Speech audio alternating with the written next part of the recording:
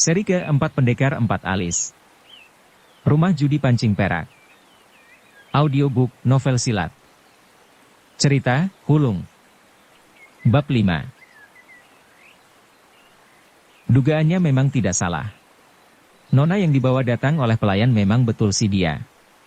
Inilah Nona Ting Hiang I. Dan inilah Liu Kongcu, silakan kalian bersahabat, ucap si pelayan dengan senyuman penuh arti.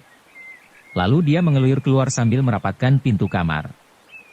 Ting Hiang I atau Nona Bunga Cengkeh berdiri dengan menunduk dan sedang memainkan ujung bajunya dengan tangannya yang putih halus, diam saja dengan malu-malu kucing. Xiao Hong juga tidak bersuara, ia ingin tahu sesungguhnya sandiwara apa yang akan dimainkan perempuan muda ini dan harapannya ternyata lantas terpenuhi dengan cepat. Di bawah cahaya lampu yang cukup terang itu, tanpa bicara si cantik terus menarik tali ikat pinggang dengan dua jarinya. Sekali tarik dengan perlahan, tali lantai terlepas dan bajunya pun terbuka. Kontan dada yang putih halus dan dua puting yang kecil kemerah-merahan seketika terpampang di depan mata Liok Xiao Hong. Buset! Xiao Hong terkejut. Sungguh tak terduga olehnya bahwa baju si dia hanya diikat dengan seutas tali kain saja. Lebih-lebih tak terduga olehnya bahwa di balik bajunya sama sekali tidak terdapat lagi sehelai benang pun. Menanggalkan baju semacam ini sungguh jauh lebih mudah daripada membuka kain popok anak bayi. Gayanya yang malu-malu kucing tadi kini mendadak berubah menjadi seperti orok yang baru lahir. Kecuali kulit badan sendiri, hampir tiada terdapat sesuatu apapun di atas badannya. Apakah urusan lain juga kau lakukan secara cepat dan tegas begini, kata Xiao Hong dengan gegetun. Ting Hiang I menggeleng. Tidak, pada waktu main kucing-kucingan, aku suka berputar kayun. Dia tersenyum, ia pandang Xiao Hong dengan sorot matanya yang bening dan bersih. Tapi kan bukan maksudmu mendatangkan diriku untuk bermain kucing-kucingan denganmu? Iya, bukan, jawab Xiao Hong. Jika kau tahu untuk apa ku datang kemari, aku pun tahu apa kehendakmu, lalu untuk apa kita mesti berputar-putar dan main kucing-kucingan, ujar Ting Hiang I dengan suara lembut. Senyumnya bertambah menggiurkan, makin memikat, namun bagian tubuhnya yang paling memikat jelas bukan senyumnya melainkan bagian tempat yang seharusnya tidak boleh dipandang kaum lelaki, tapi justru ingin dipandangnya. Dan Liok Xiao Hong adalah seorang lelaki. Tiba-tiba ia merasa denyut jantung sendiri bertambah keras, napas pun tambah memburu, mulut terasa kering. Agaknya Ting Hiang I dapat melihat semua perubahan pada diri Xiao Hong ini dan dengan sendirinya juga perubahan lain yang lebih gawat lagi. Perlahan ia mendekat, dengan cepat mendadak ia menyusup ke dalam selimut Xiao Hong, cara memberosotnya ke dalam selimut sungguh serupa seekor ikan yang meluncur ke dalam air. Gesit, licin, dan wajar.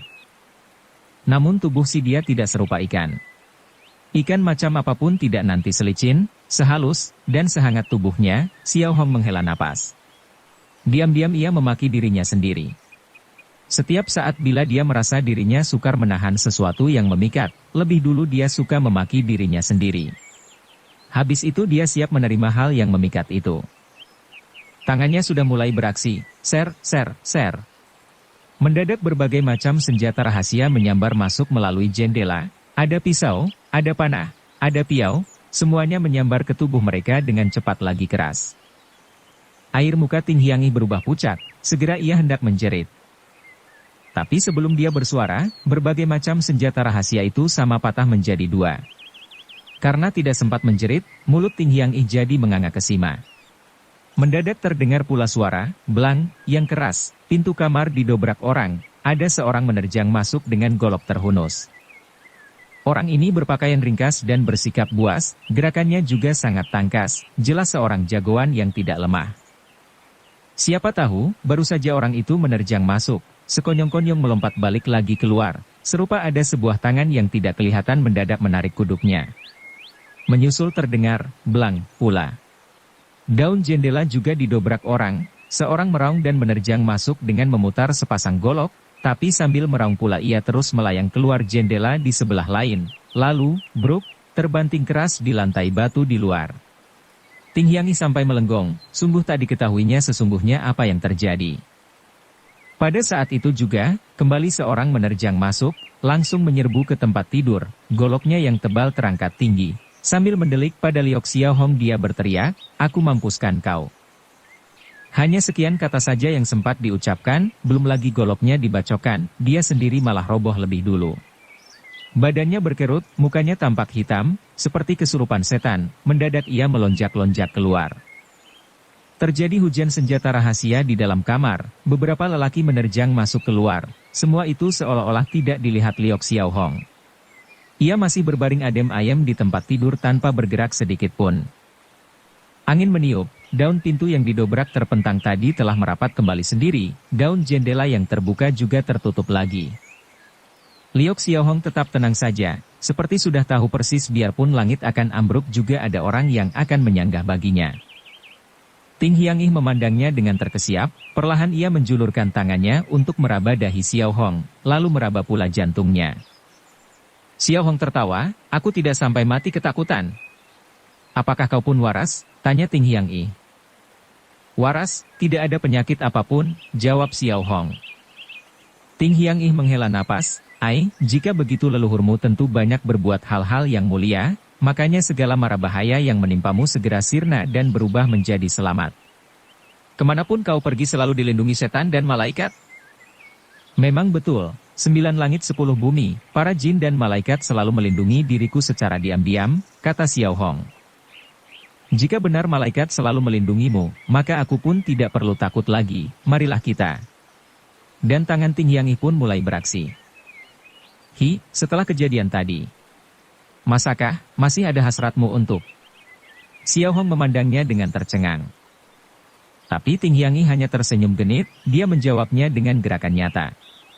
Pada saat itulah lampu mendadak padam, keadaan menjadi gelap gulita. Di dalam kamar yang gelap gulita, segala apa tentu dapat terjadi. Xiao Hong bukan nabi, juga si dia. Maka apa yang mereka lakukan tidak perlu dijelaskan lagi. Pada waktu Xiao Hong mendusin, dirasakannya di atas bantal masih ada sisa bau harum, namun si dia sudah tidak kelihatan lagi. Xiao Hong terbelalak memandang langit-langit kamar dengan kesima. Sampai sekian lamanya barulah ia bergumam, dia menguntitku sepanjang jalan, memangnya cuma ingin. Dia tidak mau memikirkannya lagi, sudah sejak lama ia telah bersumpah takkan sok anggap dirinya paling romantis, paling disukai orang perempuan. Sementara itu sang surya sudah terbit, cuaca cerah. Dalam keadaan cuaca cerah biasanya hati Xiao Hong juga sangat riang.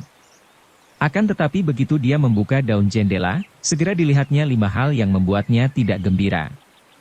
Sebab yang dilihatnya adalah 5 buah peti mati. 5 buah peti mati digotong oleh 10 orang, melintasi halaman di luar terus menuju keluar hotel.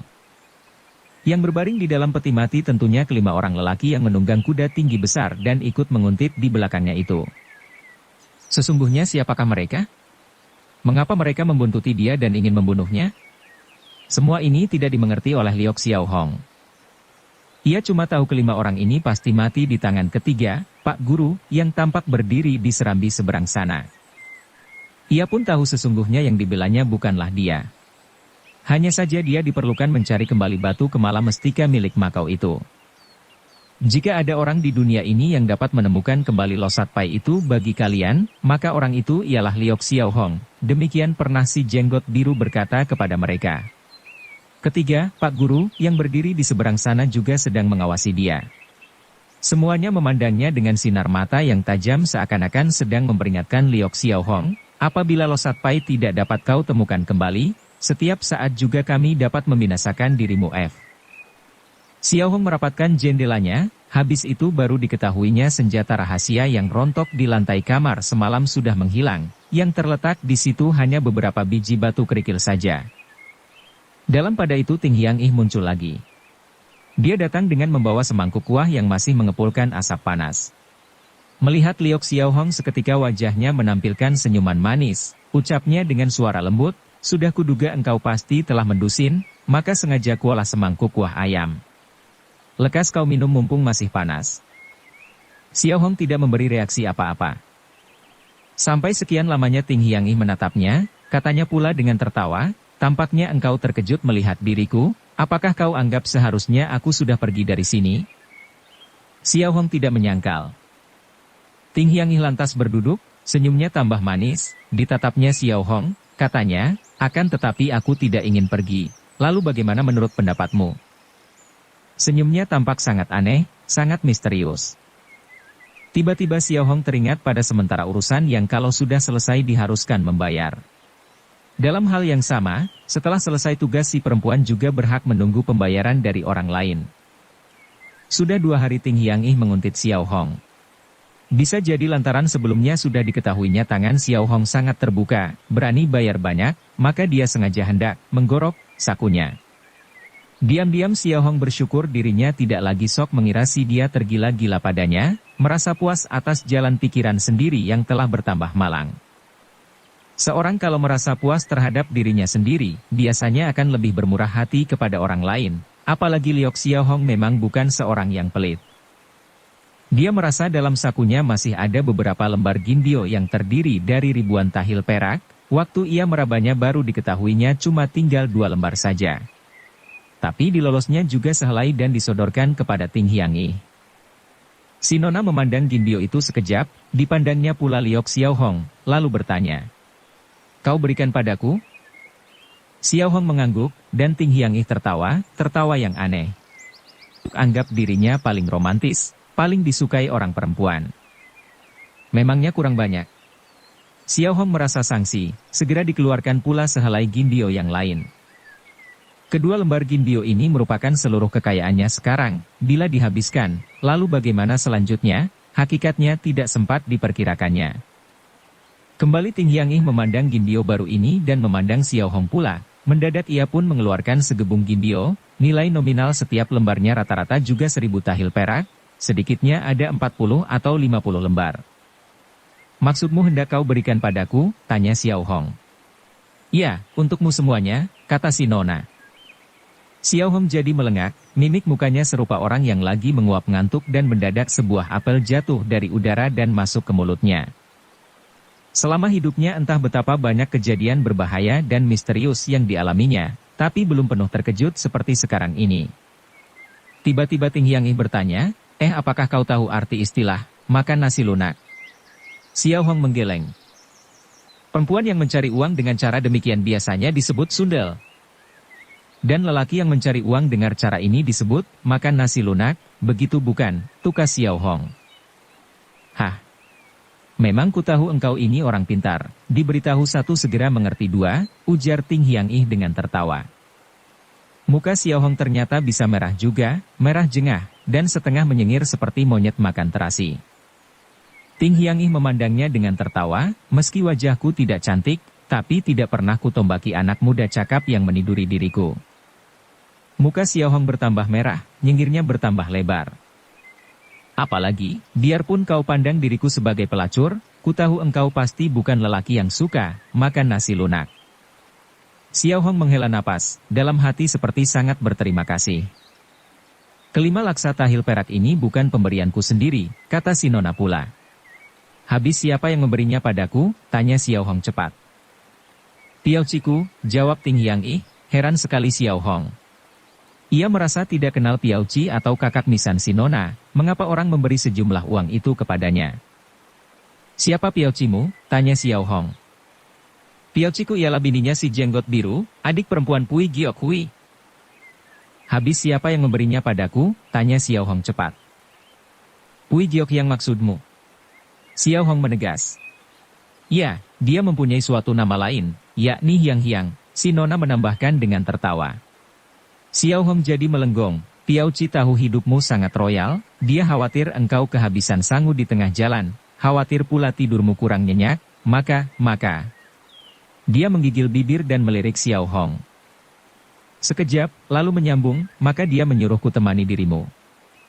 Tiba-tiba Xiao Hong mendengus, "Apa tidak lebih tepat dikatakan dia menyuruhmu mengawasi diriku?" Ting Hiang-ih menghela napas, ucapnya, "Memang sudah kuduga engkau pasti akan salah paham padanya, meski lahirnya Piauci kelihatan dingin, padahal dia sebenarnya seorang yang simpatik, lebih-lebih terhadapmu." "Bagaimana terhadapku?" potong Xiao Hong. Kembali Ting Hiang-ih tertawa, sangat misterius tertawanya, "Kalian pernah berduaan setengah malaman di dalam sebuah kereta yang gelap, cara bagaimana dia terhadapmu tentu kau tahu sendiri, masakah perlu tanya padaku?" Masa muka Xiao Hong dan tertawa dingin, tapi entah mengapa, dalam hati terasa manis juga, terasa senang. Rasa manis demikian biasanya sudah cukup membuat lelaki rela memasukkan lehernya ke jeratan yang dipasang orang. Sebab itulah pada waktu Xiao Hong meninggalkan Tian Hokeh Chan, pada sakunya juga telah bertambah dengan 5 helai gindio ribuan tahil perak. Penguntit di belakangnya sebaliknya berkurang 6 orang. Yang 5 sudah masuk peti mati, yang 1 masuk ke dalam pelukannya. Meski kedua hal ini bukan hasil perbuatannya yang sengaja, tapi ia pun tidak berdaya untuk menghindarinya. Serupa kebanyakan orang di dunia ini, urusan yang sekiranya menguntungkannya, biasanya dia tidak suka berusaha menghindarinya. Apalagi setelah Xiao Hong mengetahui 9 orang penguntitnya kini tinggal 3 orang saja, dengan sendirinya perasaannya terasa sangat lega. Bersambung ke bab 6. Dukung kami dengan subscribe, follow, like, komen dan share. Terima kasih.